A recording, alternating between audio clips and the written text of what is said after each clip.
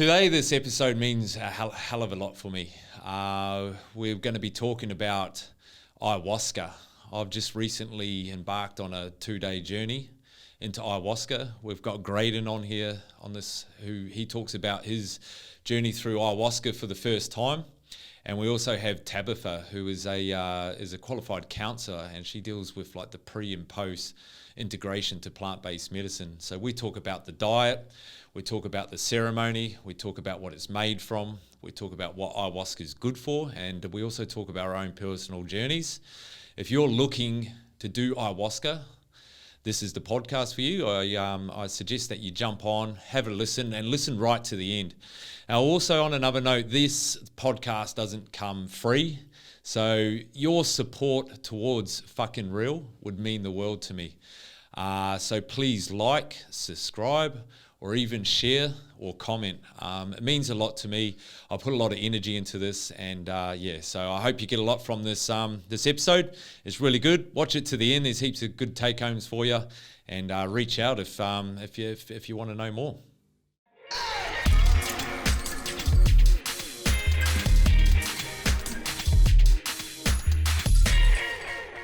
Now, this episode is an episode that I'm really looking forward to. I've had Tabatha on here before, but today we've got Graydon as well, and we are going to talk about plant-based medicine, but more so around ayahuasca.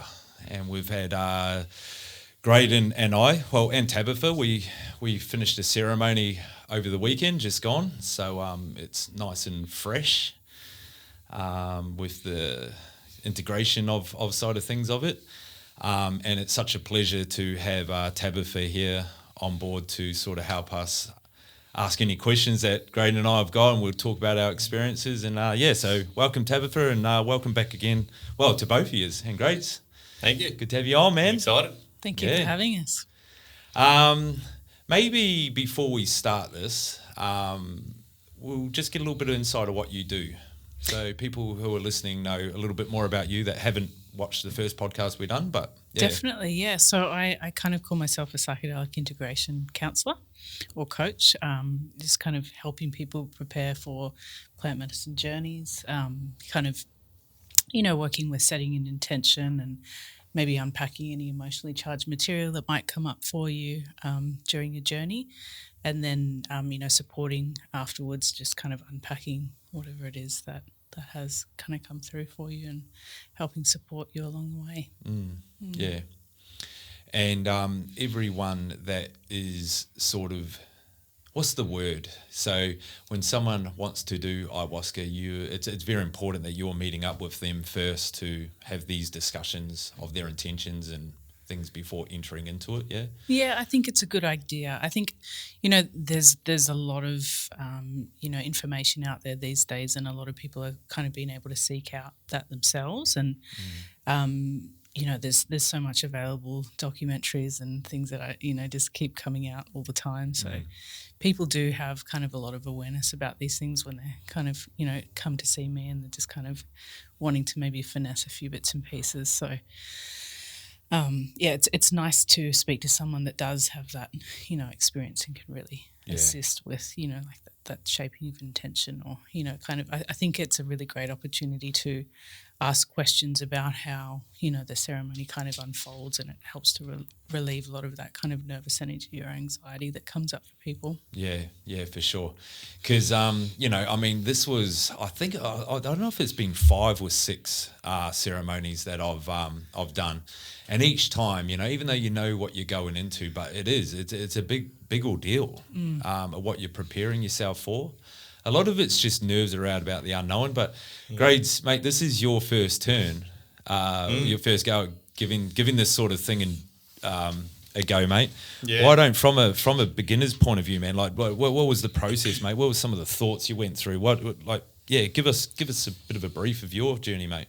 Yeah, I think when you first kind of offered me the opportunity to do I suppose what he said, to do the medicine, I suppose to do the ceremonies and stuff like that, I was pretty not hesitant. I've always wanted to do it. Like it's always kind of been on the forefront of my mind, and always wanted to travel to Peru and go into the Amazon side of things. But unfortunately, with the lifestyle I live at the moment, that's not achievable.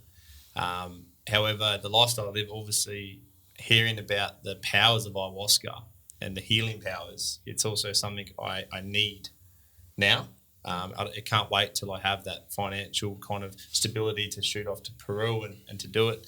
So when I found out that it's accessible through networks and communities, I was excited, but equally as nervous. So for me, Dave put it forward that he was going to go down and do a ceremony in January, which changed to February, and I was like, yeah, I'm keen. And I was keen, but I was nervous. But I was nervous because of the stigma around plant-based medicine. So for me, hearing the stories about how people get stuck in a trip and stuff like that when it comes to, mushrooms or DMT and stuff like that. And, right before we did the ayahuasca, one of the other guys who participated mentioned he read a story on the news article that someone had murdered a group of people after doing ayahuasca. But then it goes further in on the story, and he was also on copious amounts of other drugs, not medicines, and he had psychosis. But obviously, because plant-based medicine is so left-wing and so uncommon within society, they've just labelled that murder as ayahuasca. So that's what I was brainwashed with. And I mean, along my journey, which we've spoken about in the podcast before, I learned that discomfort creates growth. So seeing that how much it's helped Dave and hearing about other positive stories and ignoring the negative ones, leaning into it, obviously completely blew my mind. And it was nothing like I'd expected.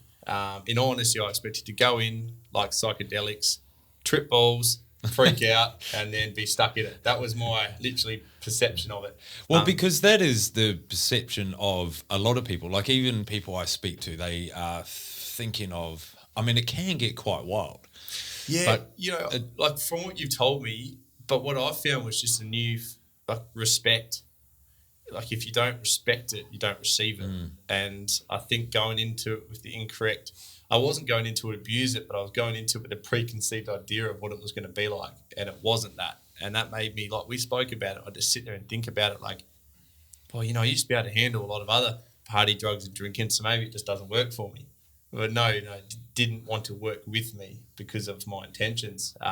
So for me, coming out of it and my experience, although it wasn't profound and wild, I had beautiful visions, a few realizations, a lot of reflection, and being with a community of people that aren't sheep, they don't follow society's rhythms. But there was CEO of businesses, there's full-blown hippies, there's all walks of this, doesn't judge, and the community all came together. And I remember, like we can probably dive into the journey later on, but I just do remember at the end though, where a sense of impatience come up. I wanted to kind of hurry it on a bit, and that's something I struggle with all the time. But I sat there and I watched at the end of the ceremony everyone singing, and all different people, different voices. Some people weren't good at singing either, but they were just enjoying it. That was me, I think. Yeah. I was tempted to sing, but I don't want to make people cry. But yeah, I just remember sitting there and I just had the biggest hug from ayahuasca and just love. And I just looked and everyone was so happy. And it was just like, it was such a beautiful moment. And to me, although there was no visions, and there may be some in the future, like I've heard Dave tell me some visions and some kind of hectic stuff he's processed through. Although I didn't process through that hectic stuff, I processed through what I needed at the time. And like obviously the shaman mentioned that Mother Ayahuasca won't always work with you all the time. But what she did was she gave me a few gifts along the journey to let me know that she will work with me at some point, which was beautiful. So yeah, that's cool, bro. My experience was humbling, real, not scary, but uncomfortable at the start. Obviously, it's just because it's the unknown.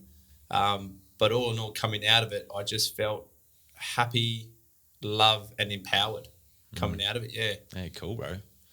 Yeah. There's a lot of things I've got from what you just said there, man. I was holding back as well, man. Yeah. I wanted to dive into the journey. Yeah. I know. Oh, well, we've got plenty of time, so we'll, I'm sure things of the journey. I've got a few things I'd like to share as well, what I went through. But I just want to start right at the beginning, really, and that's just the diet, or the dieter. And I know the diet. So I've got a few questions around that, Tab. So I want to know, because and a lot of these questions come from people that ask me these questions, so like, what is the diet and what's it all about? Like, why, what's the reasons for it? And yeah, so some of the things I've got is like, we're sort of taking out the stimulation and trying to just be still with ourselves in preparation for what we're going in there for and our intentions. But yeah, what's the diet all about? There's some things that, we eliminate from our diet because there are certain things within foods, such as fermented foods, chemicals that don't interact well with ayahuasca medicine in particular. Yep. So there are some things like that. There's even something in avocados that is contraindicative to ayahuasca medicine as well. Okay. So there's that, but there's also, we're eliminating oils, sugars, salts, spices, to really cleanse the body and cleanse the palate to be able to really receive the medicine in the best way possible. Yeah. Alongside that, there's the being really mindful of social interactions that we're having with people, being mindful of our interactions with technology, and that is all it shows our respect and our dedication to the medicine and how much we are prepared to have that meeting with the medicine. So that can be for a number of weeks, and it just kind of depends on how that. I sort of like that, like the whole sacrifice, and that's how I looked at it in a way as well. Like the more energy I'm putting into sacrificing. So, I mean, I'm not drinking at the moment, but I know some of my earlier ayahuasca ceremonies, like giving up drinking for 2 weeks or not having a drink was sort of like quite a big commitment, but I looked and I felt like if I had have done that, and I did do it, it was like that was my sacrifice of going into it, It was, yeah. And then what was it like with the salts? I sort of like it because we also just trying to simmer down our. I like the technology part of it, that having the distractions. But is there some foods? Is that what the chili, like why no chilies and salts and things, or is that just more because of the body? The body, we really want to cleanse the body so that we can fully, have the space to receive that medicine. And if we're kind of clouded with, have, all kinds of flavors and things in our body, it just doesn't interact well with the space, and it's a traditional practice. Yeah. So, yeah. There was something that was mentioned over the weekend as well, where the no touch and minimal interaction with a partner or with a loved one, and what was mentioned was it kind of gave a sense of I suppose perception on what's the word I'm looking for, like they took away what you take for granted. So not only do you want it more, but you appreciate it more. And for me personally, like after the ayahuasca, just hugging my partner, I could feel energies, and I could just, it wasn't like, wow, this is crazy, but I was aware of it. And obviously I didn't do the dieta, so I can imagine the extent and level that feeling would be when you do touch and hug and interact. Like, is that an experience that you come across? Definitely. And I think that what you're speaking to is, we really feel when we're touching someone and having that physical interaction with someone, that we are exchanging energy with someone, and so we're mixing energies. And so part of that, stepping back from that is preservation of your energy, so that you have that to give to the medicine space as well. So, when you do step back into that, and it's always urged, to be, quite gentle. Yeah. Post dieta, is recommended that you kind of continue with those restrictions in a gentle way for at least a week, but even better, the more that you can do. So, and I think even, if you're not specifically doing, a plant dieta with working with another plant, it's good to remember that this ayahuasca kind of it puts our brains into this state of neuroplasticity. So we really want to be kind of nourishing that space as much as possible. And if we can, really go and really step into those good habits that we've created before ceremony, and those are the things that we want to continue on with. That that will really serve to strengthen those things as well. Do you find it hard? Dieta? Yeah, like the first time you did it to now, or just in general? Yeah, definitely. I usually find the first few days are the hardest. Yeah. Because you kind of go from, all of your usual habits and your usual ways of eating and that kind of thing to full restriction. So the first few days you kind of can feel uncomfortable and, kind of like we were talking about earlier, you're craving to kind of reach for those comforts, and you start to realize, I was, doing this thing just for comfort, not because of necessity or whatever it is. But after those few days, your body starts to neutralize, and then you start to experience taste in a much different way. So the bland foods that you're eating become more flavoursome, So it's a really interesting process to go through. Yeah, cool. I noticed when I was doing the fasting that we were talking about earlier on, I just noticed a difference between having a warm cup of water and a cold cup of water. I was sort of like, mix it up a little bit, and it makes a huge difference when you're fasting for a couple of days. When we did that 40-odd hour fast on that detox we did, I remember Brian said, you can have water with a little bit of lemon. Oh my God. It's like magic. That's like magic, yeah. And when I had the first bit of food, but I think not only taste during a fast, which I presume dieta would be very similar, is all my senses were alive. So hearing, smelling, everything. I'd walk past something and go, what was that? Usually I wouldn't. Definitely. So obviously it enlightens all of the senses. It does, yeah. So because just for those who are listening in on this podcast, Graydon and I dieted leading up to ayahuasca, but our dieting was a lot different to what you were doing, Tabitha. We diet on there's the food and the salts and the sugars, no alcohol, no drugs. There's also like no sex. How do you go off that, Graydon? Good. Yeah. Yeah, good. It's a shock. And, so we went through that. There was no pork, no red meat. And electronics and things like that. But what did your diet? Because when we saw you when we first showed up to ayahuasca, we went to give you a hug, and it was sort of like you were still dieting, and so you were having no human. Because grades, we were allowed to touch one another and shake hands and give a hug and whatnot. But you'd obviously been on a different diet. Yes. Yeah. So there's a couple of different diets that you can do, and being that I'm at the time, 34 weeks pregnant. So yeah. I entered into what's called a dieta suave, which kind of gives you a little bit of grace within that. You still have the same restrictions, but when you enter into a plant diet, so there's many different diets plants that you can work with during dieta, and I'd chosen to work with the stinging nettle.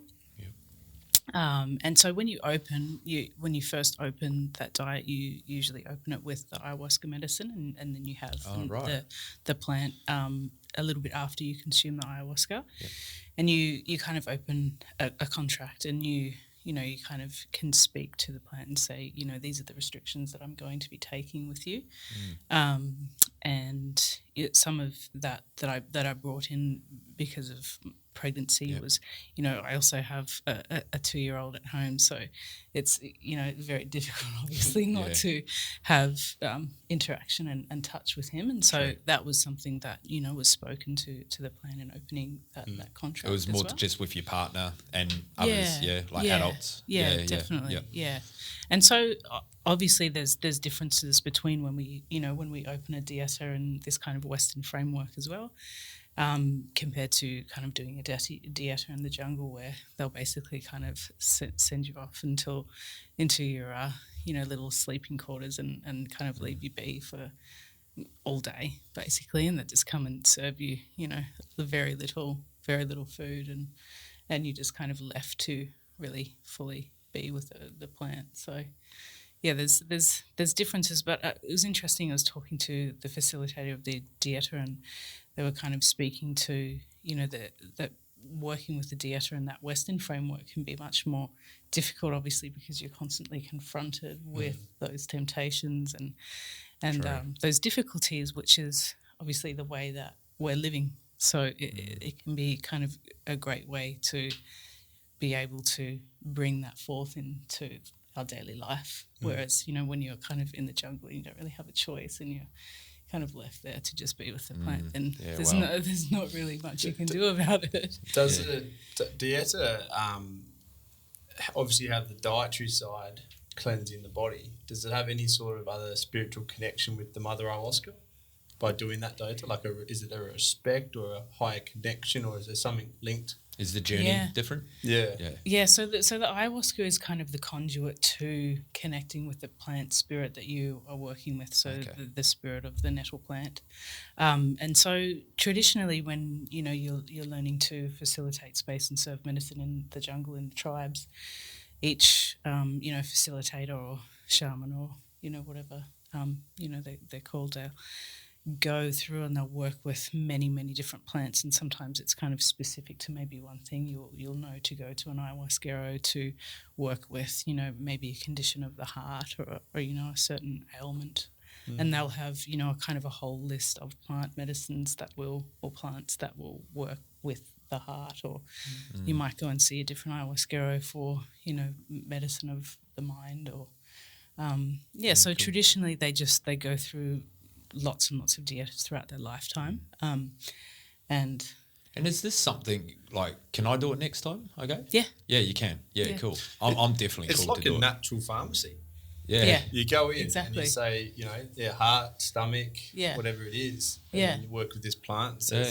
Well, when we're leading up to it, like the ayahuasca, a lot of people ask you, are you scared and everything else? And I'm like, this wouldn't be scary. It's only because we live in the Western world and the way we've been programmed to perceive this that's the scary part about it. There's actually nothing scary. In fact, I would take my own family and kids to ayahuasca before I would sending them to my doctor and shoving pharmaceutical pills down their throat. I honestly would. Yeah. I feel safer about it. And like you said before, even the community, we talked about, how safe you feel among the community, on how like the shaman conducts it, and and just how you just feel protected and looked after right from the time you get there. But the integration process with like yourself, and knowing that there's a safe place to talk and ask these sorts of questions before you go into it. Even just how it's not strict, but like even like having the diet leading up to it.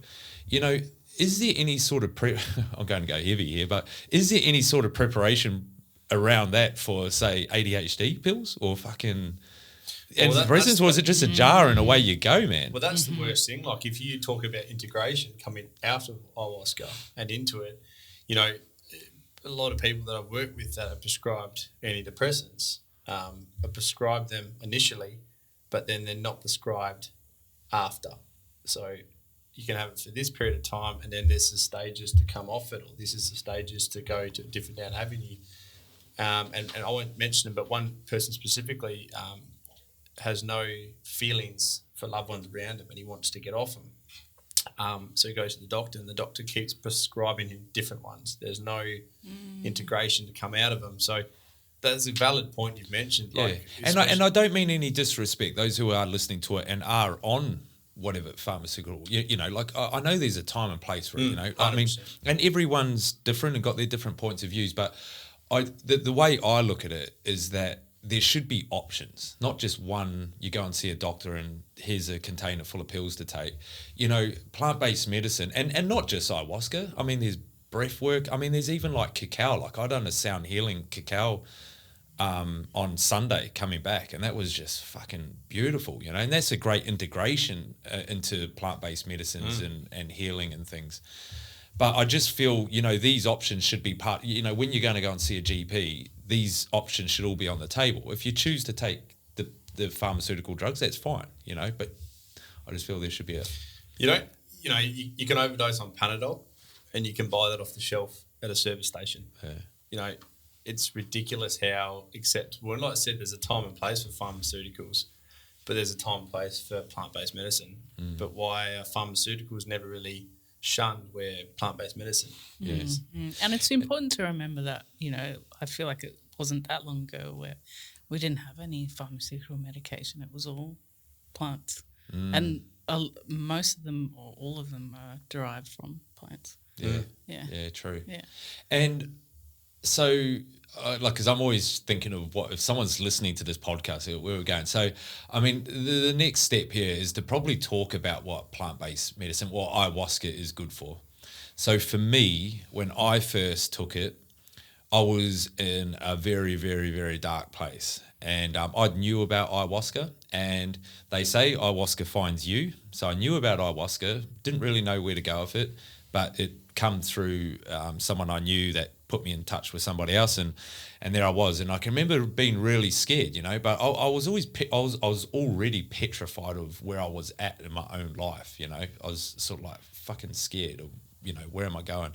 And so I've gone into ayahuasca, and I can still remember in the ceremony when it was my turn to take the medicine, and I can remember looking at the cup and thinking, if this doesn't work, I don't know what will, you know. And the beautiful thing about ayahuasca is that, you know, it does give you what you need and not what you want. And it was almost like I just fell in the arms of ayahuasca, and just being shown that you're safe. And I guess that's why I keep going back, because I was sort of given a smorgasbord and just taken and shown all the different areas of my life where we can dive into and why things are making sense better. And I can remember after my two day weekend of the ceremony coming out, just feeling, whoa, like I feel connected. I've got understanding of who I am and how things are interacting, energy, you know,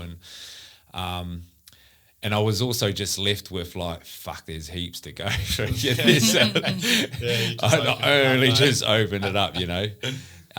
So for me, you know, I guess there was a little bit of, I wasn't suicidal. Well, man, I was fucking heading down a pretty dark patch. I was. Dave, if I can ask you something, you know, so many people are in that situation. Why did you not choose antidepressants or why did you choose ayahuasca? Because I know how you said, like, if this doesn't work, I don't know what will. But what caused that mindset? Because obviously a lot of people, if you're feeling down, you feel like you can't talk to someone, you're feeling depressed, you don't want to take your life, and someone offers you some antidepressants, and they're like, right, if this doesn't work, I don't know what will. So someone might be sitting in the same situation, but they might be saying that to antidepressants, not to ayahuasca. What made you pick the ayahuasca? Yeah, it's a good question, bro. There's a few reasons. One, my medication was alcohol and cocaine. Yeah. And, you know, so I also, on that first journey with ayahuasca, I actually healed my cocaine addiction. I've touched cocaine after the fact, but it's been fucking pretty disgusted by it, to be honest. I've had one, you know, and so, but now completely clean from it. But yeah, just completely gone. And at that stage, I couldn't go any more than fucking 2 days without having coke. So, and I actually purged that up after doing the hoppe. So that was that part of it, I guess. And I've said in a couple of podcasts before, with my healing, I wouldn't be able to give up drugs or alcohol if I hadn't gone in and got to the root of my trauma. You know, because an addiction's addiction, in my point of view. You know, some are more destructive than others. But yeah, so doing the healing helped me get the addiction away, and ayahuasca was my healing with getting to my traumas. And sadness and fucking everything else I've been holding, you know, guilt and shame. Fuck, I had a lot of guilt and shame lifted from the last one we were on, which I'll talk about. But the other one was Man, like I see what it does to other people.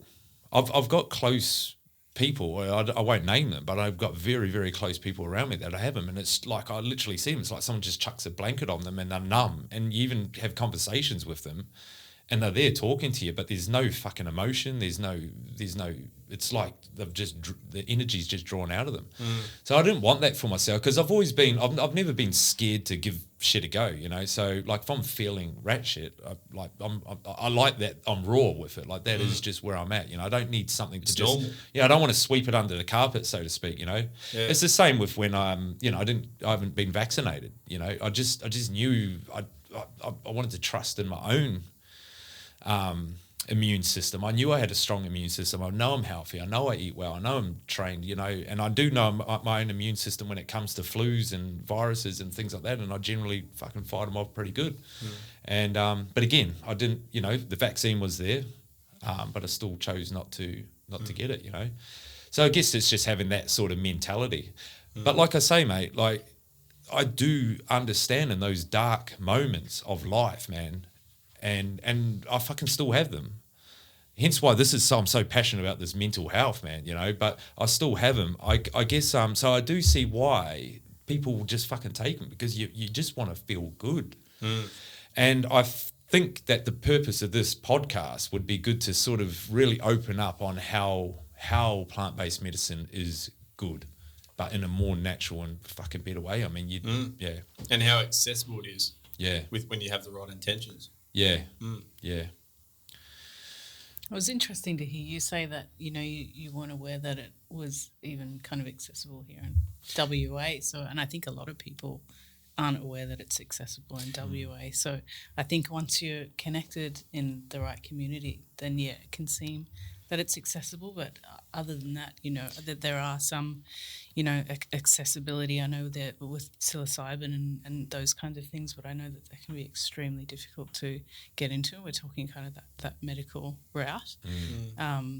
But yeah, I think that people aren't even aware a lot of the time that they can. I thought I had to go to Peru, but even then when I did find out, I didn't, and I mentioned it to a few people. You know, one person came back and was like, that's a cult. And I'm like, it's a cult. So, and I think that right there, though, whether it's, you know, if you're using marijuana, mushrooms, MDMA, whatever it is, if there's some sort of plant-based medicine that you're working with and you get something like that, if you haven't built up that self-confidence or that self-belief that, you know, this is going to work for you, or I am going to try it, it's not a cult, or it's not bad for me, or it's not addictive. So I think with the sense of it, you do have to have a little bit of self-confidence to take that step forward. Well, that's what I was just going to add too. So there is the community I'm involved with, like with you, Tabatha, is beautiful. But you know, if I go back to my first stage of being introduced to this community, there's a lot of trust that's going on, man. Because you do hear stories that have just come back from Peru, and it's a guy that hasn't done the work. Like our shaman that we had has done years and years and years and years of work. He you know, and he's genuine and lives and breathes it. Yeah, where I can imagine that there are some people out there claiming to be that. 100%. And here in WA as well, I mean, I've had people come and see me because they've been traumatized by people here in WA, you know, serving plant medicine. So it's worth, you know, kind of, even if you do happen to connect in with the community, to ask all the questions about who's facilitating. And what are some of those questions, just for those who want to take some notes listening to this? So what are some of the questions you get asked that are good questions, and to really work out, because one, you're going down something, it's scary, we understand, it's the unknown, so you really want to make sure that you're in the hands of the right community. Definitely. So what are some of those things that people can ask? Ask, you know, where did the facilitator train, for how long, you know, how long have they been holding space for? There's so many things that you can be asking, and there is, like you say, I think that there's a lot of trust and surrender into that process, because, for sure. And unfortunately, some people do just kind of fall into the wrong egotistical facilitator, and they're going to tell you all of those right things, and they're not necessarily coming from that heart-centered space. So it's really great to connecting with a community that you have already, people that within that, that you can kind of talk to about their experience and be sure that way as well. But like anything, like if you go back to cocaine, 99% of people cut it with all sorts. So, if you go on plant-based medicine or chemical, I mean, obviously cocaine is from a plant, but let's be realistic, it's 80% chemicals. Either option, there's bad and good people in both industries. So it's probably more of a network thing. If you want good cocaine, you go through a mate that knows a guy. Right. If you want to go to proper ayahuasca, you go through someone that knows someone authentically, and you can pick up on that energy. Yeah, exactly. For sure, man. Yeah. For sure. Yeah, that's actually a good point. And now they've got now you've got FKR. Just fucking reach out to me. Let's get fucking real. But it is super important, man. And it's but like that is one thing, I guess, the community that I'm involved in, it's like they understand that even from the moment you rock up. I mean, you were a little bit, like, what was it for you, man? I mean, like, fuck, you had no idea. And then we've driven in and there's this big, massive teepee and like. Honestly, my first impression was like, what the fuck have you done, Dave? Like, where am I? I've gone, what is going on here? Like, we're going out to some hippie festival. But honestly, I think it all comes down to where you're at in life, I think.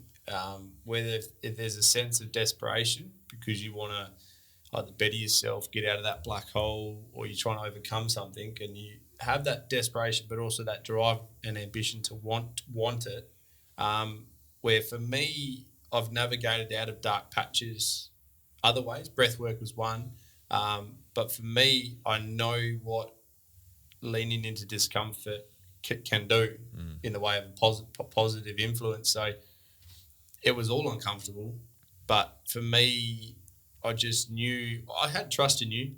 I had a lot of trust in you. Thanks, brother. I don't know why, but I do. But that's what really helps. But because I've gone, well, and obviously other people I know have partaken in the same ceremony the month before. So I know that, they were okay. So for me, I'm very gun-ho, go in, guns blazing, but I didn't want to do that with ayahuasca. I didn't want to go in cautious and just dip a toe. Do you think with some of the work that you've done leading up to it helped, like in terms of like doing a sound healing, like a cacao sound healing with Luke Kalani or, like a lot of 9D breath work or even just breath work? Did that sort of help? And would you recommend that to somebody to maybe do that before maybe entering in if they're really skeptical about ayahuasca? For me personally, I would say if they're in a state where they're thinking, what can I do? And ayahuasca pops up, that's happened for a reason. Whereas when I was in that state, I didn't even know about ayahuasca. So if it did pop up, I would have leant into that. I would say I couldn't tell because I didn't lean into that because I didn't know about it. But for me, the state I was in, and I had a friend reach out, say, you want to go try breath work?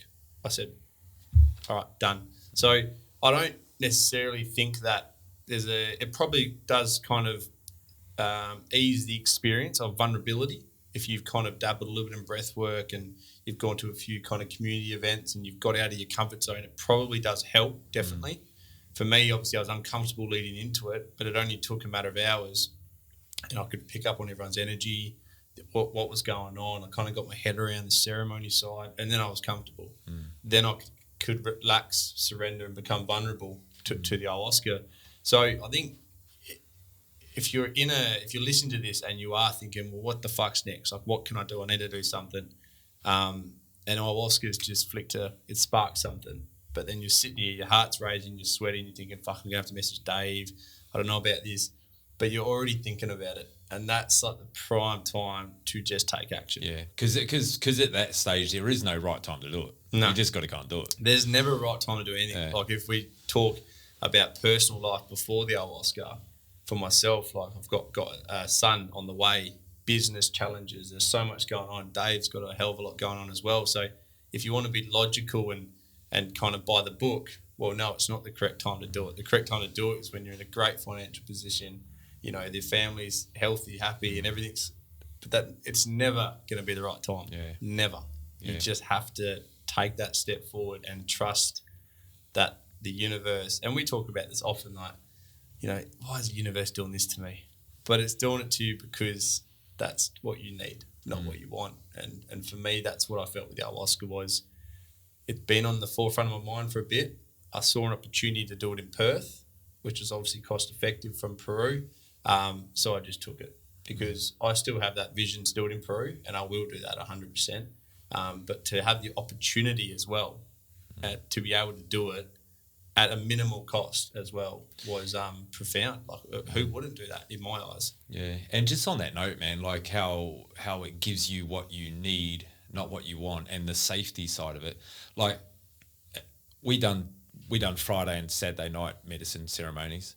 On the Friday, had the exact, well, you know, I mean, I had the same cup of medicine.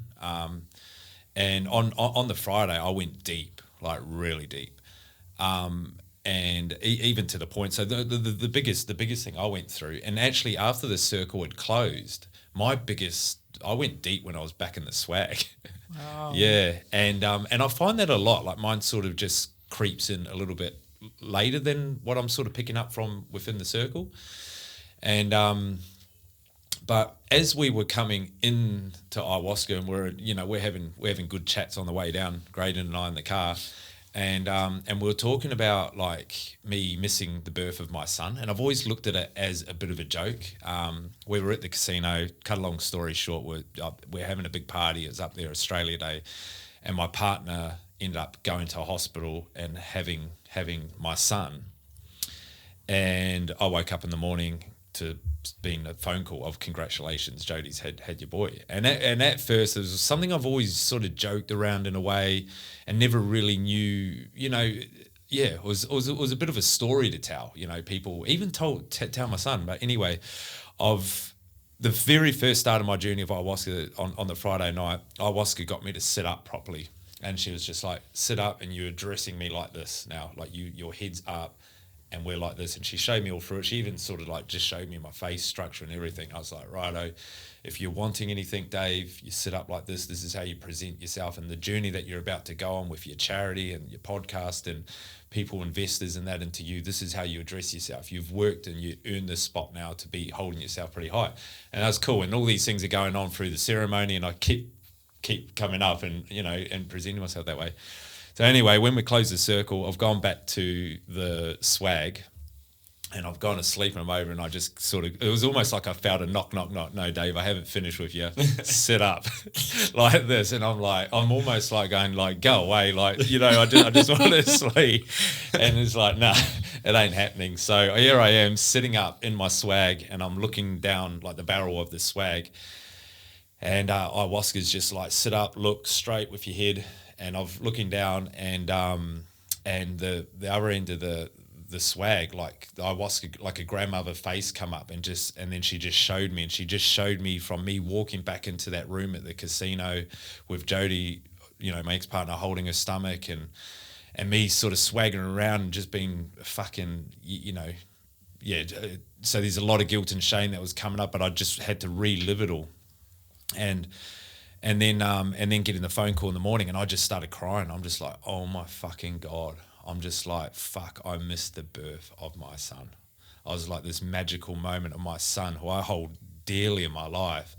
I missed it. And I was like, and I just started crying. I just keep repeating it. Fuck, I missed my thing. And I was just crying in my swag. And then it turned around to just bringing Jodie and Jamison in front of me, my son, and just going, you know, you can apologise to them now. And I apologised to them, and then they were repeating back to me, it's okay, we've seen all the work you do, you know, it is the past, we forgive you, Dad, you know, blah, blah, blah. And then ayahuasca goes, but now you need to forgive yourself of this guilt and shame that you're holding. And it just come up. And anyway, I was holding my duvet like it was Jamison, man, and it was crazy. And I didn't really understand what went on until like, fuck, I was holding that guilt and shame. More so the person that I was back then. Like, I was that fucking weak. I was walking in. I knew Jodie was about to give birth. What was I doing? Yeah, I don't know. And looking back, I'm always only doing my best, but I was holding that guilt and shame, man. And that's helped me release that, you know, and also forgive myself and to get forgiveness, I think, for it as well. Man, that's Yeah. beautiful. It's really I mean, Yeah. you've just done a couple of years of therapy. Yeah, At man. 3 a.m. in a swag. But That's you ayahuasca. actually do the therapy. That's Yeah. the thing. I'm not there sitting and talking about it. I'm living it. fucking, man, it was like ayahuasca. And then, yeah, man, yeah. And you can feel it lifted. You're crying. You're feeling the fucking guilt and shame. It's coming up. And then you're getting your forgiveness. And you do, man. You feel lighter. And, I mean, look, that's just one of... When they say ayahuasca is like doing 10 years of therapy in one night, it fucking is. But everything's so simple. You can just go through all these different things. It's like ayahuasca's calibrating you. Like, yeah. But then, about the whole, she gives you what you need. Because then the second night, nothing. It was almost like... Same quantity. Done. Nothing. Yeah. Done. And because I went in there with the intentions of love, and then I was sort of getting like a little bit frustrated, like, fuck, man, and expecting, should be feeling something by now, and fucking, and then like you said, that sharing circle right at the end, and then it was like it sort of come in, and I was just seeing everyone's joy and happiness, and there was this big glowing light across in the teepee and music, and I was like, fuck.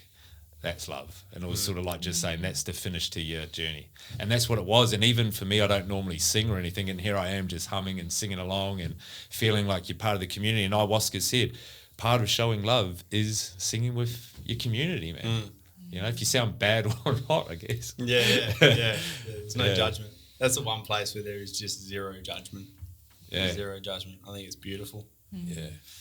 I think with my journey as well, it was obviously completely different to yours with the ayahuasca. And I'll touch a bit in my journey. I'll leave certain names out from the visions I had, but I'm impatient.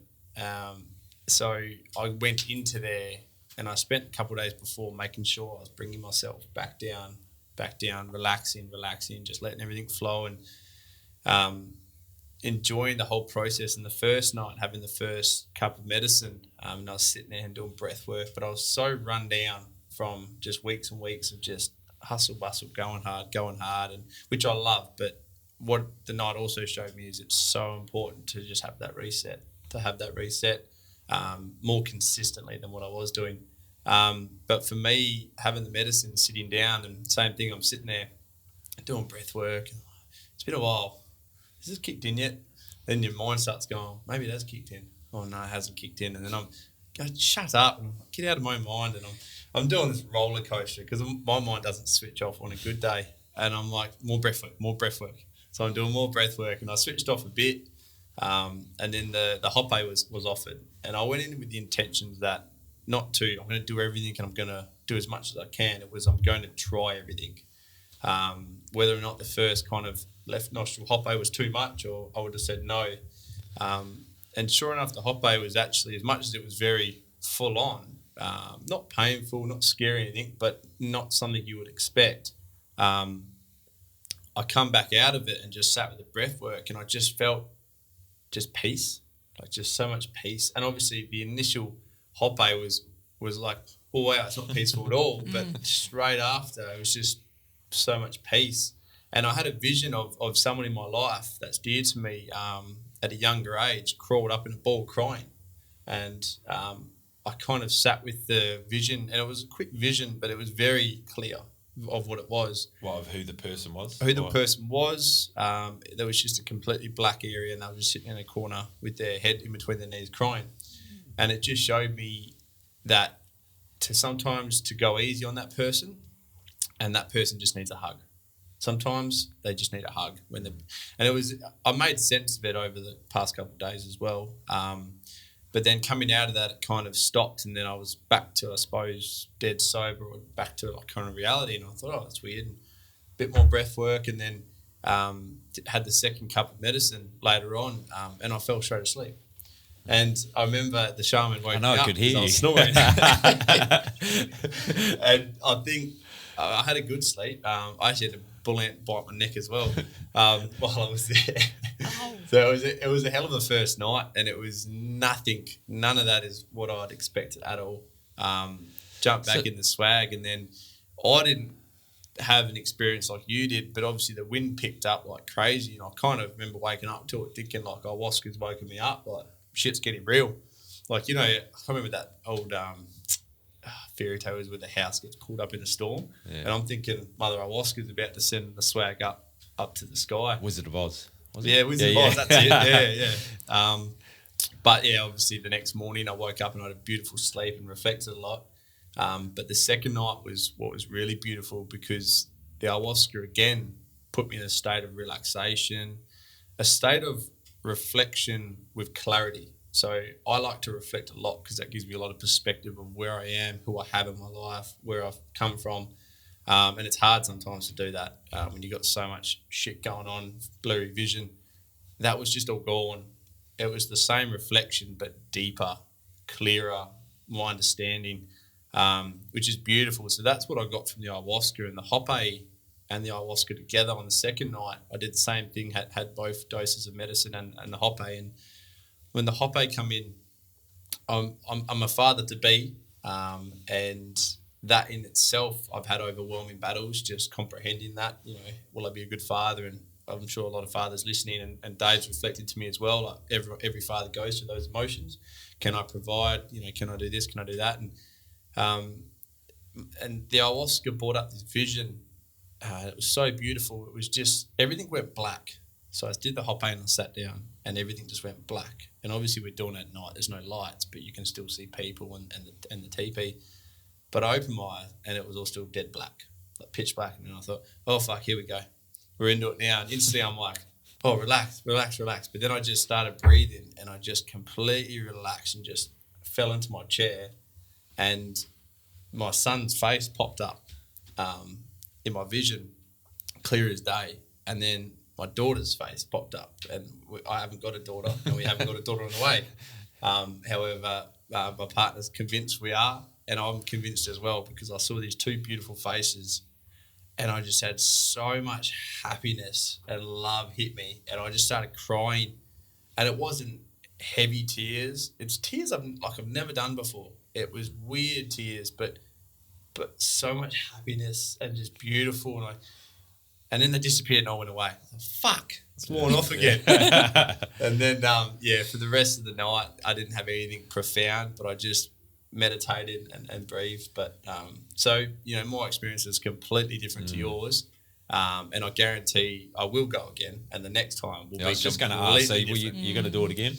I'll do it again, 100%. Yeah, definitely. And although I didn't have like amazing, crazy realizations or profound experience, like coming out of it with awareness and gratitude and love and perception and stuff like that. And then, like I said, after, my senses were so much more alert, my touch and feel and energy and everything was just, I was probably in a vulnerable state, like coming out of breathwork, you are, but it's also such a beautiful state to be in. And like the shaman said, just be aware of your surroundings. Same as breath work and stuff like that. I just loved what he said at the end of it. You know, he summed it up just perfectly, you know, the shaman. He just like, you know, because there's a few people there that didn't get like a real deep sort of experience with it. And maybe we can talk about that too, Tabatha. But, you know, you do feel sort of robbed when you go and do it in a way, if you allow your selfishness sort of go that way. But the way he sort of explained it, you know, he goes, I like he even just said, like, I don't even really care if people get like how deep their experience is. That isn't his sort of goal. It's like, it's the longer journey of your whole life. Like, it's the little steps that you do. It's like what you get out of it. I mean, you've already named probably about 12 different things that you've actually got from it and not even having a deep experience, you know? And I think, sorry, what that was me. Although I said I didn't have expectations, I had intentions. Intentions was to surrender and gratitude, but unconsciously I had expectations, and that's why I come out of it. Like, well, I didn't really have a profound experience, but then processing it and sitting with it, like you said, there's like 12 plus things that I've come out of it with. So even though I didn't think I had expectations, I did. Yeah. So what is it?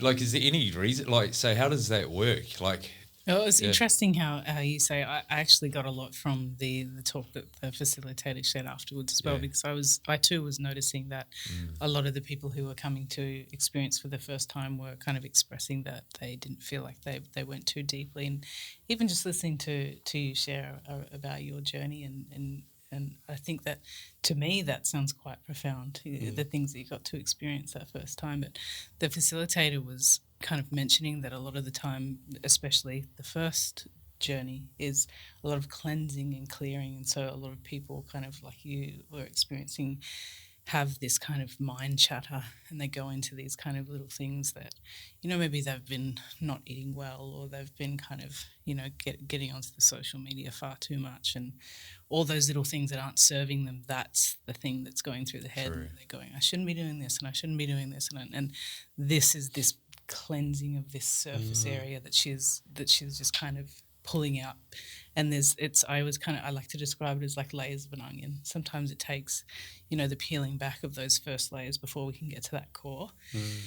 And two, I think it's just hearing you share your intention to surrender. I think it can be really good. The more that you go into these experiences that you have, it's really great to have maybe a more direct intention, something that's kind of shaped a little bit more kind of to that core, what you are really looking to get out of the experience, and see where that takes you, and to be open to surrender to whatever the medicine would like to share with you. I always say hold your intention loosely, but have something that is really close to you that you can kind of go into and explore, and just kind of be open to whatever else at the same time. Because knowing Graydon really well, and like Dave, I mean, we speak probably 20 times a day, and just with business and but being a father and everything you got going on in his life. So when I heard you were asleep, I was like, fuck, you're getting what you need, bro. Like I did. I actually had like a lot of compassion, like, man, just that you like rest, brother. That's what I just felt for you, man. Like just rest, brother. Yeah. Because I felt like I felt like that's what you needed, man. Yeah, well, that's it. It's not what I wanted to do, but it's what I needed to do. Yeah. And it wasn't just I slept. It was there's a lot going on, like the facilitator said, behind the scenes. There's a lot going on. Although it's not happening then and there, there's a lot going on. Because even a simple thing like obviously no caffeine prior to the ceremony, I drink a lot of coffee, and I did a 3-month coffee detox last year because I was getting a bit carried away with it. It's becoming an addiction, pre-workout coffee, all that kind of stuff. So I did 3 months, thought, all right, I can do it. I'll go back to it. But I found I turned it back into a need, not a want. So I need to switch that back again. But coming out of ayahuasca, whenever I've done a coffee detox, I've struggled. But I haven't had coffee since the ayahuasca, and I think that's the key, Like, I mean, for me as well, like I haven't touched coffee since after it as well. But there's just another takeaway. Yeah, exactly. There's another one above on that list. I think that's what the facilitator was actually saying at the end of it. Like we want these profound experiences and like wow, but really it's like what have we taken and adapted into our normal life from just having that weekend away. I mean, mine was like the guilt and shame that got released, which obviously that needed to come out where I'm at. There was a lot of sadness in my life going into that, and that's obviously coming out. The coffee, man, even just holding myself, like knowing I'm always aware now, like when I'm having conversations, I sort of keep adjusting my posture and Mother Ayahuasca's still here, mate. She's on the fourth mic over there, mate. And actually, that's a good point, and probably somewhere where I would like to take the conversation next is like the integration into life afterwards. I mean, Tabitha, we were talking before this podcast, like I just noticed how much noise is going on in my life, like from people that like talking to me, I just noticed that like, we got so much going on, and then work and stress and, kids and whatever else is going on, and just even your own thoughts of self-beliefs or messages you're giving yourself. I just noticed that there is a lot of stuff going on coming back into integrating back into normal life, coming back. What's your sort of... I think like I was kind of saying to you earlier, that I think that's a big thing that clients talk to me about quite often, that is one of the most difficult parts. We come back out of this really incredible experience where we are, kind of really going into the depths of this our healing and having this really beautiful experience and connecting with the community. And then, the next day we have to go back to our 9 to 5, and it's really difficult to create structure around that allows us to really tap back into that experience and integrate those insights that come through for us. How do we make those changes? And it's not an easy process. That's why we call it the work a lot of the time, because it's not just about the journey. A lot of it is the preparations beforehand, but the long journey that you're having afterwards. And it's a really kind of personal thing, but it takes dedication, and sometimes it can take many a times we have to fall down and pick ourselves back and fall down again and pick ourselves back up. Yeah. It's just, Yeah, I've noticed that, my morning walks that I have around the river, man, I was just like the first morning, I think it was Monday morning, I felt like I was an eagle flying around, like it was still in me, and I was just like, fuck yeah, I felt really warm. And then, then the noise starts, and like, fuck, I just want to go back there. How was it for you, bro? Like with the integration, Yeah, I think after doing a lot of things like breath work and even a holiday, coming back from a holiday, but I think a lot of it, like ayahuasca shows you come out of it, you feel amazing, you feel enlightened, enriched, all that kind of stuff. But I think what the ayahuasca showed me, and this is how I perceived it, is that that's not how life could be. It's how life is. It's just how you're perceiving it. Because if I go back 3-4 years, when I was a mechanic and drinking, smoking, partying, all that, like, I didn't enjoy it. So if I had a holiday, which say I'm basically comparing a holiday to ayahuasca. So as in the same emotions, you come back, you're feeling relaxed, you're feeling happy, then you go bang, straight back to work. Going back to a job I hate, around people I don't like, around, all that kind of stuff, you feel shit. So for me, the ayahuasca, coming back from it, I'm slowly, every breath work I've done, every men's circle I've done, all the work I've put in, has slowly increased and changed little aspects of my life, like having better people in my life. I'm not a mechanic anymore. I'm now an entrepreneur, having a partner that I love, that's not a toxic relationship. All these things have come from the work after the holiday every time, to now I have the holiday, ayahuasca. I come back, it still drops. It's inevitable, I think. But it drops, but I still love what everything's around me. And but that's what we talk about on this podcast all the time, and there's all these different tools like breath work, plant-based medicine, men's circles, and it's just having those tools and using them when you need them, but also just, it's micro changes. Like, so you just learn a little bit more, and you're like, you're a little bit more connected or a little bit more open. I think it's just patience, just knowing that it will come. Like, if you're doing the work, if you're putting yourself in an uncomfortable situation, you go into an ayahuasca ceremony, you come out, but my whole life hasn't changed. Well, no, it hasn't now, but it's working. Just keep those steps, keep those steps, and then eventually you step into the role of a shaman if that's your journey. You know what I mean? Like, it's a long journey. I've got a like question. What you say, that those small manageable goals, because we go into this experience, it's hard not to go into an experience not having that expectation. Like, I heard someone else share, that they had just a list of intentions and things that they wanted to heal and didn't get access to any of them. And, I think really that can completely take away from your experience, like you were sharing. When we have that expectation, it can take away from that.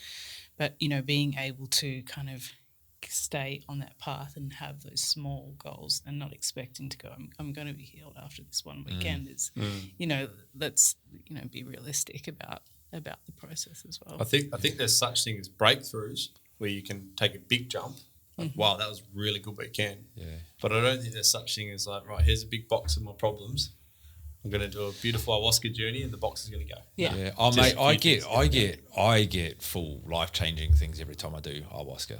And yeah, and it's not everything. I reckon I probably wouldn't go back to ayahuasca if it all just happened in one night, because it would, like, there's already enough, but I can remember one time where it was just my relationship with females and how I looked at females, how I was scared. I was really fearful of females, which sort of comes from my childhood and finding my mum, and and even just, again, toxic relationships, I guess, but it just showed me how the female or the feminine works. And but in ayahuasca's way, she showed me how I needed to see it. I mean, to be honest, I actually felt snakes on my hands, and this was on my first journey as well, a few sessions back, and I was like, and snakes are like my fear.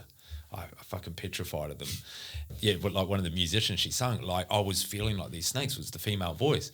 And I'm like, oh my God, what's going on, And anyway, it was just the relation. And then it just showed me like how the fear, like that's coming up of snakes is coming up with the feminine energy.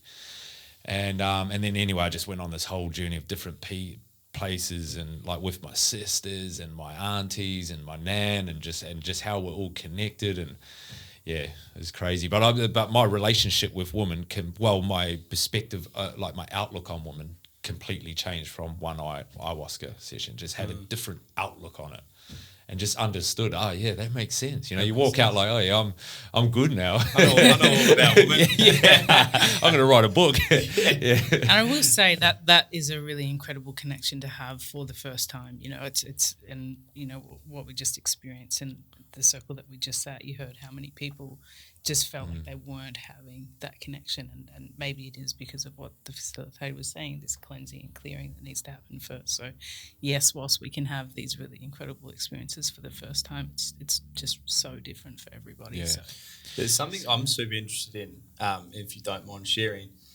but sitting on ayahuasca pregnant, and obviously you've done it for how many years have you?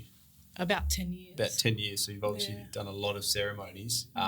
What kind of experience is that? And also, do you have any concerns doing it with a baby? So this is I'm pregnant with my second baby. So the first time that I was kind of thinking about doing this, I spoke to other community members who had experience being pregnant with the medicine or throughout all trimesters. It's also something that they've traditionally done through, preconception, pregnancy for many, many years. It's, there's not a whole lot of information that you can find, but I found bits and pieces. So I did some research, and yes, that did kind of help to calm some of my maybe anxiousness or nervousness. But it was definitely something that I wanted to experience. In my first pregnancy, I was really, really busy and occupied, studying my masters and busy with all sorts of things, working, and felt very disconnected from being pregnant, and really, really wanted to go into it with the intention to connect with my baby and my body. And so, and I've always sat with much smaller amount of medicine than you would have been served. So, I think the very first time working through some of that nervousness and anxiety, and it's difficult to explain, but it's, in a similar way that we go through these challenges when we're with the medicine, but at the same time, there's this spirit of the medicine that's just holding you, and you feel that. It's this energy of just this, completely nurtured through this space. Like that's why, the spirit is, a lot of the time presented as the grandmother, because she'll hold you through that experience, and that's exactly what I felt. So the second time that I sat in my pregnancy for the first time around was a lot different, because I was able to really kind of relax into the experience a lot more. Yeah. Has it changed much, your experience, from when you weren't pregnant to when you are, like from how things come up or anything like that? Is it different? Yeah, I felt like so this time around I've sat 3 times in the last 2 weeks, and I felt the medicine come on very, very strongly, very, very quickly. The first time just kind of allowed me to just rest into it. I didn't feel like the experience lasted very long, but I too felt like that was exactly what I needed at the time. Yep. The second time around was much more intense and a very long kind of experience, and too, I felt like there was a lot of things that I just needed to cleanse and clear. And so it was really nice to have that closing ceremony in the TP space with everyone to just kind of feel the nurture and energy from every single person was just absolutely incredible. Thanks for sharing that, because and it would take a lot of courage to do that as a mother, I reckon. Well, I don't know. I mean, well, maybe because you're around it more, you feel a little bit more secure. But if we're going back to like the Western world way of looking, I mean, you know, there's a lot of don'ts when you're pregnant. So for you to have the courage to do that would take a lot, yeah. So it did, yeah. And I think too, kind of that you were speaking to earlier, that has never kind of stopped me before. That's always kind of been the person that I am. People are always going to have their opinions, and it's not going to stop the things that I want to do. And yeah, there's, huge stigmas, and we don't have, this kind of tradition in our kind of Western framework. But, obviously, kind of working with this community for a long time and working with the facilitator for a really long time, and you feel supported through that process. If there's something that you want to do or something that you want to work with, then it's always going to be an option. I think as well, if you think of ayahuasca truly as a medicine, not as a drug, as a Western world look at it, then medicine's harmless. Natural medicine is harmless. Yeah, it makes sense. Like, I mean, but it's hard to, like, when you've done it, like, I mean, I'm not saying I'm a what are you saying, like an expert at it or whatever, but I've done it enough times now to actually really understand it. And yeah, like when you've done it, it does make sense. You're like, fuck, it's a medicine. Get the fucking drug thing out of your head, because it ain't a drug, And touching on that though, is when I first heard people refer to it as medicine, I initially was like, oh, they're just trying to sugarcoat they're doing drugs. Yeah, okay. Like, that was my initial thought. I was like, oh, they're calling it medicine. Okay. Yeah. That kind of medicine. Yeah. We've all had that medicine before. But obviously over time, meeting more people and getting first-hand experience, not social media, internet, or from someone who hasn't tried it, getting first-hand experience and hearing medicine, and then going into it, I respected it for a medicine, but it's only once I actually sat with it, I was like, and the rituals and how the whole ceremony is set up, I was like, wow, like this is medicine. Like, so I think for sure it is perspective, but it is your environment, getting around people. Like, I suppose people that listen, if you're thinking about doing ayahuasca, find someone who's done it and just have a chat, because they'll give you the respect that it needs, not someone that hasn't done it. And if they're willing to go down with you as well, I think it's really it softens the journey if you've got someone supportive. I mean, made it way easier going down. Yeah, I mean, look, I've been by myself before, and it's great. If actually going by yourself is showing more courage and doing it, you know. And I like how so when everyone's So if you are going with somebody else, particularly a partner, how you're separated, and that's just because is that just is that just because you're going to be more inclined to reach out if they're purging or something like that? We're deeply energetically connected to our friends and our loved ones, and yes, like you say, sometimes people are having a very outward experience. It seems challenging. Maybe they're having a bit of a yell, or they're having a very deep purge, and so you feel quite compelled or drawn to kind of to nurture, putting a hand out and touching their leg, and like the facilitator says, that can really interrupt someone's deep experience that they're needing to go through at that time, and requiring that from the medicine, and that's exactly why. And sometimes that outward experience is nothing to what we're perceiving it as someone looking at them. An internal experience can be completely different to that external experience. They could be skipping through a bunch of flowers, or having like a really it really just interrupts any kind of that process, which is why it's important to be seated apart from people that we are deeply connected to. It's funny, I'll mention obviously I won't mention other people's journeys or the person, but someone I was sitting next to on the second night was having a hell of a journey. You could see they were processing a lot. And it's kind of after the hoppe where I kind of came back to it, and I was just doing breath work, and I could listen, I could hear, and I could feel that they were going through pain and they were processing, like not physical pain, but like your story, bringing up those trauma, that guilt and shame, and getting rid of it. I don't know what their specific journey was, but I just sat there and I was kind of breathing, and I just thought, I do want to give them love, so I was just kind of energetically just sending love, and I'm not super in tune spiritual where I know if that works or not, but I'm just sitting here and I just feel the need to just throw a bit of love that way. And the beautiful thing about it was when it finished, and obviously it was a silent close, she kind of grabbed me and was just coming to whisper, and she goes, I just wanted to let you know I really appreciate you. And I'm kind of was like, okay. And she goes, like, that was really tough for me, and I felt your love and support.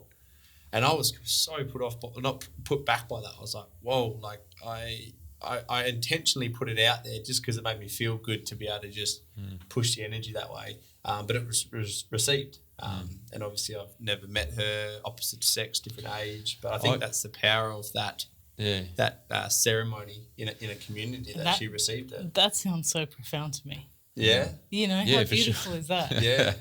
It's amazing. The fact that I intentionally did it and she picked up on that and communicated to me. I remember sitting back in my swag, like going to sleep. I couldn't sleep. I was like, that's insane. Yeah. Like, and it's beautiful. And I don't think you just need ayahuasca to be able to transmit energy and love to people without actually touch or talking. But I think obviously she was in a very vulnerable state. And I think that's why going to ayahuasca with the right intentions, that everyone in that ceremony, in that TP, have got the right intentions. So if someone energetically picks up off you, you know, it makes us more sensitive. When I was going through that whole feminine understanding that I was talking about before on my first ceremony, ayahuasca, I was laying next to a girl as well, and she was going through a hard time as well, and I haven't met her because when we went in, you don't introduce, you know, there's no real, everyone's quite quiet, as you can remember, so you're not really doing introductions and things like that going into the circle. So I didn't even know her, but she was laying next to me as well, and ayahuasca said, now this is because you got to be a strong masculine, so you got to show it's not about sex or, you know, any of the sort of shit that we are programmed to see. And it's like so she was telling me, like, breathe in love and out with compassion or something. And so I was keep repeating this and doing the breath work, and I was giving it to her because she was going through a hard time with like purging. It was going on and on for her, and I was doing exactly the same thing. And at the point I'm sitting there breathing and everything else, and I just had this moment to myself where I'm going, fuck, you're off your head, Dave. Yeah, that's right. Yeah, I was just like, what the fuck are you doing, mate? Like, you know, and I just left it and had a bit of a giggle to myself and went away. And then, yeah, sure enough, we went to bed and woke up in the morning, and she, same thing. She come up and she just said, fuck, thanks for being next to me. I just felt so much strength from you last night. I was going through a bit of hard stuff, and having you next to me, I just felt so much strength. And I was just like, are you fucking kidding? Like, I was just like there, yeah. But I guess the lesson I got from that is how, I've always been quite open to how we are as humans, but it really gave me a good understanding on how connected we are more than we know. You know, even like now, you know, like if one of us was to leave the room now, we would feel their energy being missed. Yeah. It's crazy. And I think something like ayahuasca, if you haven't experienced, like I first experienced that through breath work and going on some deep 3-4 hour somatic breathwork journeys. I experienced that kind of energetic transmission. But I suppose if you haven't done that and going and experiencing ayahuasca, it's such a beautiful way to experience that. Especially if you do have a tough journey with stuff. Yeah. And I suppose touching on the tough journeys, with the ceremony we did, there was a lot of people in the room. There was one lady who purged the whole time. But it's so important to realise that the next day she was fine. She was smiling. She was happy. Like, you know, she was beautiful. So let's talk about that, because those who are listening and haven't done ayahuasca, because I get asked questions all the time. What is the purge? How bad is it? What does it mean? So do you want to maybe touch a little bit on what's the meaning behind a purge? I've sort of got my opinion on it, but I'd like to hear what you've got to say about the so purge. so I've read that it's, in working with the medicine and really beautifully described that, she works with this in a way of like moving energy. And so a lot of the way that that gets removed and worked with is a purge, and that can be expressed in a multitude of different ways. Very commonly people will vomit. And I think that I'm really interested to hear, both of your perspectives, but I was just kind of talking about it over the weekend. I think over time you really change your relationship with the purge, and your perspective on it is just full of, for myself, speaking for myself, like I have so much gratitude when I'm able to actually move that energy and have that purge. It might be yawning, it might be crying, it might be shaking, it might be kind of moving. Like, so there's many different ways people purge, but when you really experience wanting to purge and then being unable to, it can be really, really frustrating. And so when you do have the gift of being able to experience a purge and getting that energy out and experiencing that lightness and how you feel on the other side of it, you really develop this different relationship with the purge. And I'm curious about how you both feel, or if you... I agree with everything you say. There's definitely all different sorts of purges. I haven't purged in like a lot of purging, like, over and over.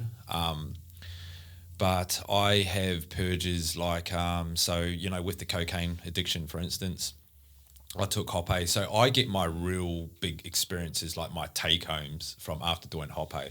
So I'll tell you two, but one was, and it's like ayahuasca goes, even before Hoppe is served, I know it's coming. She's like, are you ready to take this? Like, it's not like fucking you got no choice. I actually am conducting the ceremony within myself. I actually feel it, like, and I get asked, do you want to take the next step in this journey? And I'm like, all right, I'm feeling quite courageous. Yep, cool. I'm going up to, and I can feel my heart and I can feel my energy sort of lifting up a little bit before I do it, but I'm always like, no, I'm ready for it. And there's been times where I go, no, I'm not ready for it, and the experience just stays where it's at. So it's like I'm in control on how high or deep I can go with it, That's what you did on the second for a lot of time. Oh, well, no, sorry. So with the cocaine one, that was on my first weekend of doing ayahuasca. It was the very first weekend of doing ayahuasca, and that was so I done Hoppe, I go back, a little bit like yourself, everything just goes black. And this time, everything was black. I couldn't hear everything. And it was like, this is what cocaine is doing to you. You're not hearing, you're not seeing, it's just, you're walking around fucking aimlessly, not getting anywhere. Do you want to release it? And I could feel this thing in my stomach and I was scared, man. I was fucking scared as shit, like to say yes to myself. And but I was just like, fuck, well, I'm not here to fuck around. And I could feel if I reckon if I'd have said no, ayahuasca would go, okay, I reckon things would have just gone boom like this. But I was feeling courageous and I'm feeling it. And it was just like this, it almost felt like something was reached down into my gut and just pulled out like a root. And it sort of just come out of my gut, and then it just come out and just went blah. And it was just a one-off. But like I say, with every time I've done ayahuasca, the Hoppe has been this is going to be the thing that really needs to come out of you today. The other one was I went. My grandfather had passed away, and I think I might have mentioned this in one of the podcasts.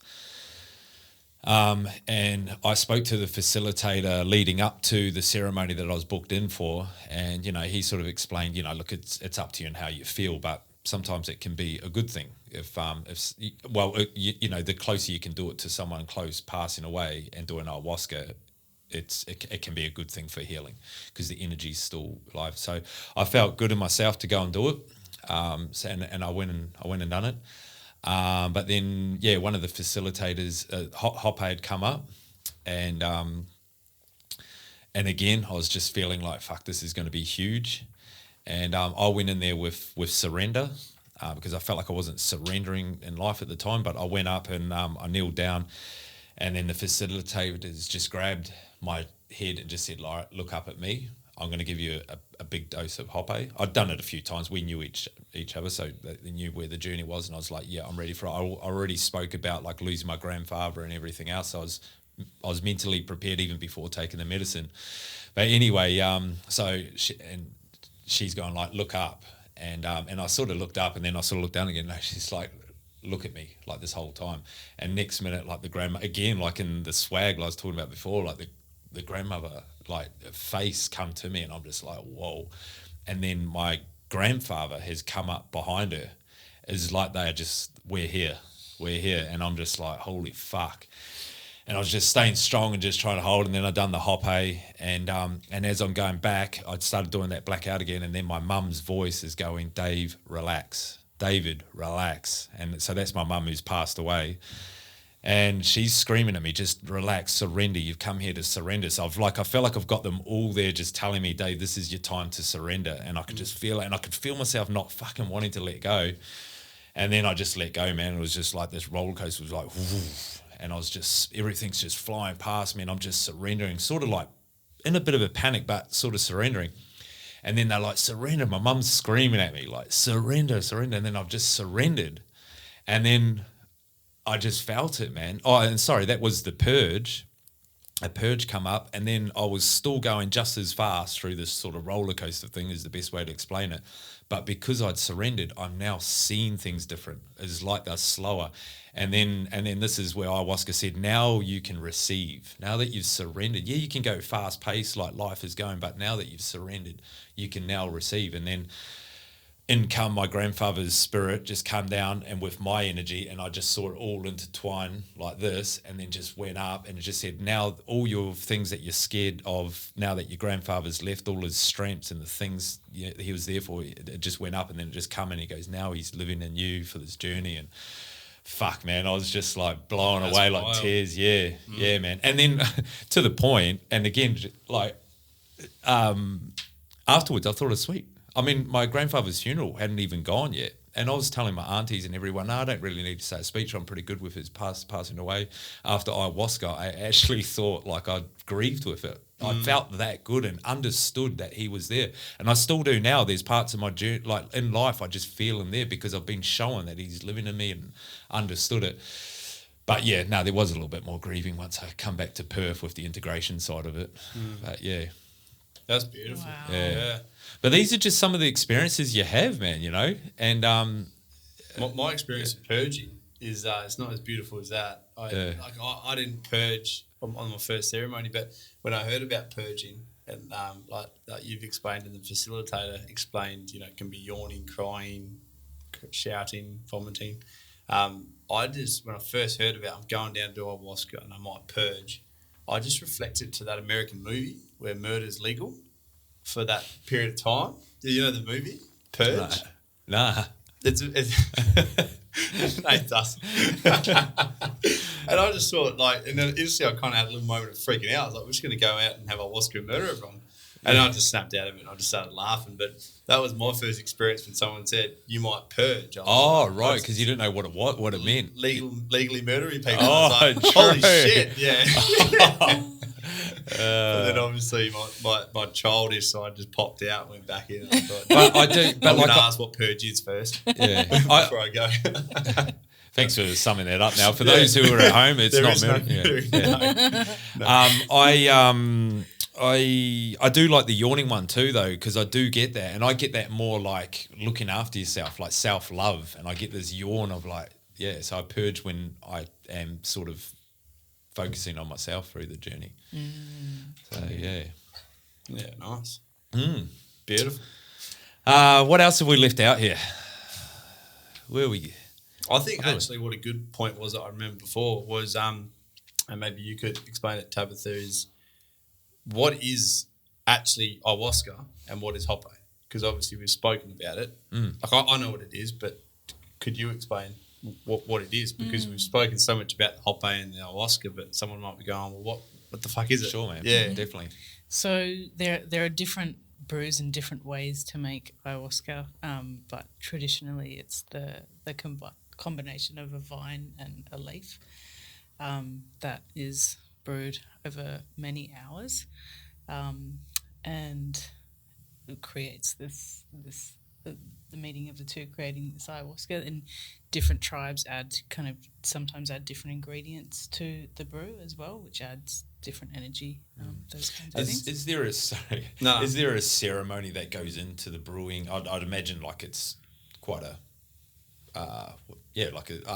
what's the word? Like there'd be a tradition going into the making of it, I'd imagine. Yeah, and I would say, probably different tribes do it in different ways, kind of depending where it is. And it's not something that I myself have experienced firsthand, but I think that, they call on the community. You can go and experience these things like in Peru where, you'll go and collect the wood it's cooked over, like a wood fire, and, there's just a constant tending to the brew, like a stirring of the brew, and even just kind of the conservation and the growing of these plants, and so much that goes into it that, like I say, I haven't experienced myself, but on a very kind of basic level, it's the combination of these two plants that creates the ayahuasca brew. Yeah. The plants and the vine. And the hoppe? But the interesting thing, or the story behind it, is how they knew to bring these two plants together, because they don't work singly on their own. That's interesting. Yeah. If we think about how many hundreds of thousands of plants there are in the jungle, where it comes from. Yeah, I know. So that's crazy. It's crazy. About that. Yeah. And so harpe is a plant that, it's not a tobacco plant. It's a completely different species. It has nicotine. It contains nicotine. It's made differently depending on where it comes from. There can be different plants that are added to it, which can create a different experience after it's been served. And it's only it's used in certain places. As far as I'm aware, it's not all over the place, but as you kind of explain, it can be extremely powerful to help move and shift energies. It can help bring on the purge, and it can also help to kind of ground us within plant medicine experiences. Yeah, I get this sort of like a warrior type feeling coming on when the hoppe's coming up for serve. Like I feel like it's like this doom, doom, you even get the drum sometimes, and it's like, because I just know it's like, you are stepping up to take it a bit deeper. It's funny, going up to it, I felt like a warrior, thinking I'm stepping up, like I'm going to receive this. But coming out of it, I just felt pure vulnerability. Yeah. But positive, but pure vulnerability. So going into it, I was like, I've got this, like I can do this. And coming out of it, I still felt that. But it like not only humbled me, it just opened me up. It was like I went up there and I was a bit closed, and I felt, for me personally, the hoppe complemented the ayahuasca by opening me up to that vulnerability. And definitely. I think that's why I had those experiences like you have as well, complemented by the hoppe. So going back to what they are, so the combination of these two plants creates the ayahuasca, which is a liquid. So you drink that in a small cup, and the harpe is the plants are ground into a really fine powder and is blown into your nose through a pipe. Yeah. So which is a cool experience. Up each nostril, and can be quite an intense experience as especially for the first time. Yeah. I think my eyes started watering. I was like, I think even for like the 10th time, it's a massive experience. Yeah. But an experience, if you are going to go and do it, like definitely go and do it. And I suppose for the people listening that are thinking about doing ayahuasca and doing a journey, is that it's optional. So it's all optional. First dose, hoppe, the second dose, like not once did I feel pressured by the shaman, facilitators, or participants, anyone else on the journey. Not once did I feel like, they're doing it, I need to do it. Like it was a beautiful, zero expectation, zero pressure kind of environment. I've been in ceremonies where people have just gone, I'm not doing it tonight, but I'm going to just sit there and lay in it. Yeah. On it. Yeah. And that's beautiful. That just shows that it's not something. It's not an expectation. It's your own individual journey and how you choose to do it. And it's pretty common to have people just come and do the one night, and not the two. I've sort of. You've done the one night, but that was understandable. You had to get get home to your boy. But I always recommend to people, especially for a first time, to come along and do a 2-night, and I think that I agree. We're having all the preparation, and we're creating that space for ourselves, and being able to fully, to drop into a full weekend where we have, the facilitators and the assistants that are there kind of holding space, and that ability to have the support from them, but also from the community. And obviously, 2 nights aren't accessible to all of us, and so one night can be incredibly beautiful at the same time, but always, creating that. If you have the time and the space available, go along to a 2-night retreat.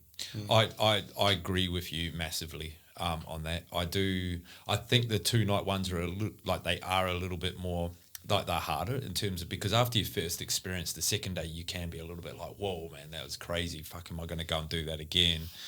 But man, that's just where the real magic does happen. And again, like what we were saying earlier, like I feel like the first night it just cleans out whatever's going on. The clutter. The clutter. For sure. I agree. After the first night, I felt more relaxed, more present, more open, like hugely. Even though I thought I'd come into it like that, the ayahuasca definitely brought me back and was like, no, this is the state you should be in. Yeah. I've got something that we need to talk about, because I actually find this is a big part of the work out throughout the whole journey. It's the sharing circles, man. I mean, there's times where you've gone through your journey yourself, and you sort of got a little bit of what was going on there, or but then when the circle, so when you come back, so you go and do ayahuasca in the night, then we have a sharing circle in the morning, so everyone comes back together inside the teepee or wherever it is, and we all take turns going around and having the opportunity to sort of talk about what our intentions were going into it, and what we received. And I don't know, man, I actually get a shitload out of that, hearing other people's journeys and what they went through, and just like I've done a lot of share circles over the years, and most people, when it comes to a share circle of vulnerability, don't always share. And once again, there is no expectations. It's purely by choice. But obviously, I've only done one ayahuasca journey, but 2 sharing circles over the weekend, and both sharing circles, every single person poured out their journey. And that, from a journey of vulnerability, especially, it might be a beautiful journey, but it also, like a lot of the time, it is trauma, and it is a lot of stuff that comes up to get it out. You don't really feel like talking about it, but it's actually the most healthiest, and like the podcast, it's therapy talking about it. And from my experience with the share circles over the weekend, everyone shared and just was so open and vulnerable from what they experienced. Yeah. We can gain so much strength and wisdom from other people's experiences, and even just the stepping into that. So that, maybe we have some anxiety sharing in front of people, but being able to step into that and then gaining that courage and receiving that from the people that surround us can be, an equally powerful part of the weekend. And also hearing people's journeys. Yeah, like it was beautiful seeing some of the people like cry, man, like fuck, you can see they've had a realisation, or something's come up, and you see a lot of them. People look across, and you can see that sense of relief. Like, oh, fuck, I'm not the only one that's going through something. Like, I'm not, like, it's beautiful seeing people's faces and their energy and everything just kind of drop and go, oh fuck, like it's nice to hear. Obviously, the journey might not be so nice, but it's nice to hear someone else is going through something and doing the work. Definitely, yeah, for sure. Well, I'm probably going to just wrap it up there, unless there's something that we've missed. I think it's been a pretty good chat. Yeah. I've covered all my questions. Yeah. That sounds like a beautiful place to kind of tie things up, I think. Yeah. But I like how you've come here because I felt like Graydon and I could sit here and share our experiences, but to have someone from like your background to come all the way up here, especially being pregnant as well, and make the journey, like it's just made this so much, like, because this means a lot to me to be able to share ayahuasca with people, and to have someone like you on here, Tabitha, with the work you're doing, with the experience, with the knowledge, it just makes it even more sincere, I guess, in terms of how safe this place is. Yeah, I don't know. Yeah, I really appreciate that, and I really love what I do, and I really love, it's a gift to witness the courage and determination and vulnerability in people to step into this place of healing and doing what both of you are doing. So it's an absolute honour to be here. So yeah, it's beautiful. And for those out there, now you know Tabitha, you can reach out to her. Definitely, yeah. Just have a yarn booking and Well, that's probably something to bring up is if someone was to step forward on the ayahuasca, how do they go about it? Obviously through a referral base, but through FKR. Well, yeah. So on my website, I've got Tabitha's details. You do, yeah. You should do, yeah. Yeah, Yeah, we can link them in again. If not, they will be up there. Yeah. So you can go on to fuckingreal.com and Tabitha will be out there. But you can come out and reach out through me on Instagram or Facebook or something as well. And I think it's important, like I mentioned earlier, if you are thinking about it, taking action is good, but also get in touch with someone who's done it and have a chat. So anyone listening that does want to reach out to you, Dave, or myself, or Tabitha, and just talk about it before they, can go through the process to go to a journey. Definitely. Could be worthwhile just having a chat, because it may not be for you. That's perfectly fine as well, but I agree. I reckon it probably is. I agree. Yeah. And it's important, even just to kind of just quickly bring up on this point that ayahuasca is extremely safe, considering a few things, and it's important, whatever community that you end up connecting in with, that they are taking the steps to make sure that you are safe and suitable to go through. If you're taking any medications, if you have any kind of physical things that you're dealing with, or there's a few things that need to be talked through before you step into the experience. So it's good to speak to someone who's done that, and then obviously do your research and find out what are the things that I do need to know. Yeah, definitely. Point. And also on that note, you don't need to have fucking a problem going on or a trauma or anything like that. Thank you for you know what I bringing mean? this up. Like, you don't have to go down there because your fucking life doesn't seem right or whatever. Go down there for creativity, to be part of a community, to curiosity, yeah. And also find a new part about yourself. It's like creativity, man. Like I just find I'm just more open-minded. Some direction. If you're looking for a little bit of direction, you might be a little bit stale somewhere. I don't know. For love. Connect to joy, happiness, lightness, Gratitude. laughter. Yes. I love that you bring that up. Or trying to bring something into the world.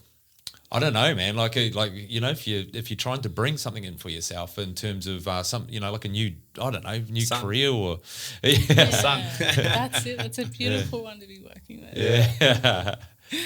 Yeah. So that's cool, man. I appreciate the two years. And bro, I told you this 100 times, mate, down there, but fuck, I just had so much love for you down there, man. Even when I was outside the swag and I could see and I could see your swag over there, man, I was just sending you a lot of love, bro. I was proud of what you went through too, man. Yeah, I appreciate that. You handled it really well, and fuck, it was such an honor to be there. And when you shared as well in the circles, man, it was magic, bro. I appreciate that, bro, and I receive it, and definitely throw it back at you, because I don't think I would have confidently as much stepped into it as quick without your guidance. Yeah, cheers, bro. I would have stepped into it because it's always been a goal, but not as quick and not as reassuring. Yeah. So I do appreciate and I think that. that's the idea. Thanks, bro. I think that's the idea of this podcast too, man, is to just make it normal. You mentioned like hippies a few times. That's how I sort of seen it as well. It ain't that, man. And I think, and it's the same with what I said on Luke's podcast about his cacao sound healing ceremonies. You see all the females going in there, and then like you sort of feel out of place being a male going in there, but it needs to be normalized amongst us males to be going into places and treating ourselves to these sorts of things. I love it now. I love chatting to people and be like, I just did a cacao ceremony and you're talking to this big jack tattoo. Cacao what? Yeah, come on down, bro. Yes. I love, just kind of like you say, just getting it out there, and that's the way that we, rewrite all the stigma and all of the all of that stuff, and I've always loved doing that. And you just kind of watch people's faces just like, what are you talking about? And you just kind of keep going, and you plant these seeds, people kind of go away thinking about these things, and it's incredible. Just being an example. I've had that many people going, ayahuasca, like, why'd you do that? Or someone would say to me, like, why don't you just stay at home and smoke some weed? Like, and I love it. There's no judgment. It's just all beautiful, harmless comments. But you are right. It's just being the example. It's just plant the seed, no forcing, no expectations. You leave it, and they end up watering it themselves. And before you know it, they tap on your shoulder and say, hey, man, can you show me the direction? It's beautiful. It is. And like you say, it's not all hippies. I have clients from all ages and from, working with all different kinds of things, from, little to no experience to, that still hold a lot of the, kind of that past idea of what these things are. So my kids call me hippies now, and I'm far from a hippie, but I like it. bring the hippie life on, man. I'm okay with that. As well. Fuck, if I could be a hippie full time, I would. It's definitely not an insult. Anyway, guys, thank you for being on board. I'm sure you guys are going to be on here again. Maybe on the next journey and the journey after, and we'll just keep doing it. And hopefully we'll get some new guests and we'll bring them on. But look, thank you for taking the time out too, Tabitha, from your family and stuff as well. Really appreciate that, and what you brought here, and so everyone can hear what you got to say. And Grades, thanks, brother. Thanks for having us, man. Appreciate it. My absolute pleasure. Thank you for creating the platform for us both, or for us all, to kind of speak about these things so openly. It's a really beautiful way to reach people and plant those seeds. So. Yeah, for sure. Yeah. Thank you. Thank cool. You.